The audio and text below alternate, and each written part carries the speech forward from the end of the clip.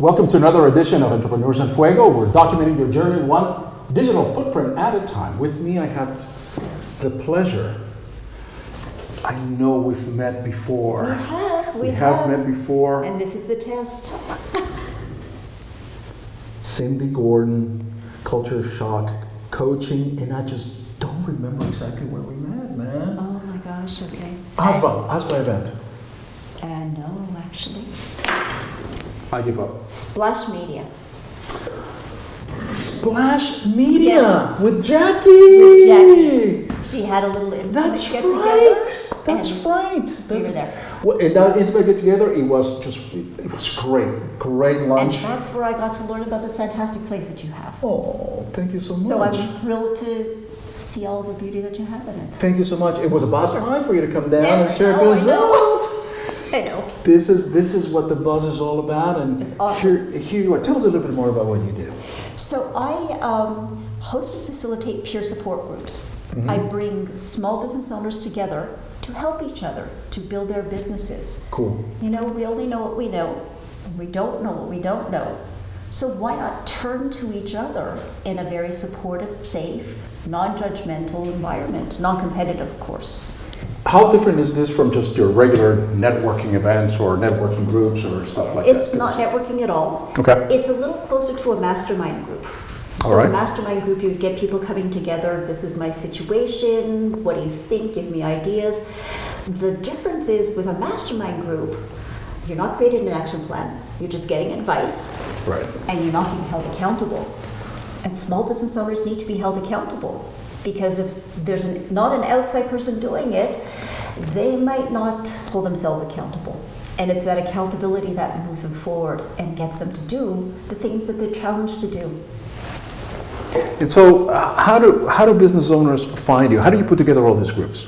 So we meet, I do demonstrations. Information is on my website. I do marketing on social media. What kind of demonstrations? The demonstrations? Yeah. So the demonstrations I do twice a month, and it's really just an opportunity for small business owners to try it out. It's no obligation. Okay. But to get a feel for it, because what I've seen is I can talk about it, but it's when people sit down at the table and they experience it and they feel the caring of others for them and for their business, and they're able to give in return. There's no feeling like that. It brings humanity back into business. You know, it's interesting that you talk in those terms, simply because what this show is all about is about telling stories. It's about sharing stories. Mm-hmm. Obviously, the medium is a little bit different than just sitting around with other amazing people, but the people that share, that watch these videos, this podcast, and everything, they are listening to you. They're watching. They're going, you know what? I would like to be like her. I would like to learn a little bit about her, seeing what she does and everything else. And that's exactly what you're doing with this, with the groups that you get together, because it's very supportive, right? And that's for years and years and years and years. That's how we've shared stories. That's how we've told stories, around the campfire. And when you're talking about or describing your group, the first thing that came to my mind was just a little campfire and people around there just sharing their stories and being, of course, taken up to a notch or two. Absolutely. But being accountable, all these things. Great metaphor to put it around the campfire. And we sit in that circle, and there's almost like this opening for the campfire. So I love that visual, that metaphor.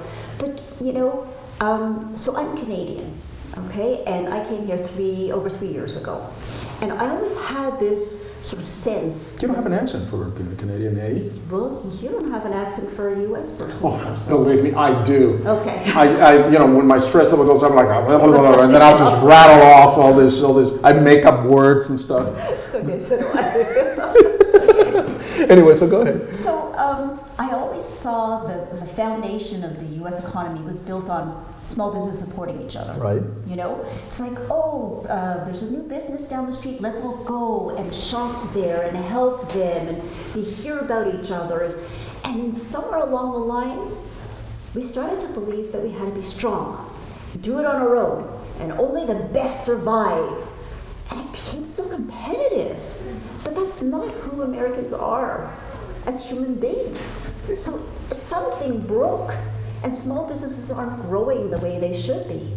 It takes a village, right? So your vision is completely anti-Darwinian, if you will. I mean, you want people to connect with other people. You want businesses to connect with other people, and that's what you're fostering. And that's what people are. We're humans. We're caring. We're sharing, right? So let's forget the mentality of the strongest win.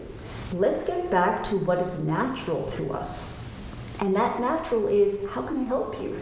Were you always this motivated? Did you work for somebody else in your past life? So my past life, I'm a Canadian CPA. Right. And what happened was I got very frustrated because I wasn't helping business owners. Because you can give advice, but something has to happen internally for them to change, right? And I didn't understand what that was. So I became certified as a coach to understand motivation. You know, how do we motivate change? How do we make things happen? Well, we have to connect to the core values of a person, right? We have to understand what really makes them tick. How did the motivator motivate herself? Well, I was able to find my passion. I was able to find my values through coaching. So you had a coach that you found? Okay, absolutely. Gotcha. So I understood why wasn't the CPA practice working for me, right? Because I didn't see I'm huge on providing value. I want to make sure that if somebody is paying me money, they're getting exponential value, okay? And if somebody comes back to me after I give them advice and they're still in the same position, well, I want to give them their money back because I didn't provide them value. It doesn't make sense to me. So how can I really help people achieve their goals? How can I really generate value? And all of this training that I have has now helped it and made a difference. That's what it's all about.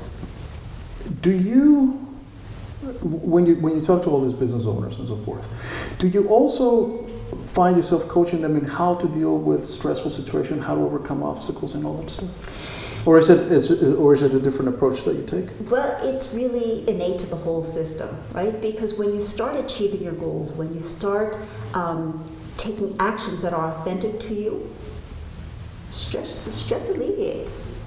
Because you're not working based on what society expects you to do. You're now creating your own authentic action plans. You're figuring out what's right for you, and those are the steps that you can take, and those are the steps that you'll achieve. What fuels your fire? What gets you up in the morning? My work. So the big question is, what's my passion? Okay. I want this world to be a place of acceptance. Okay?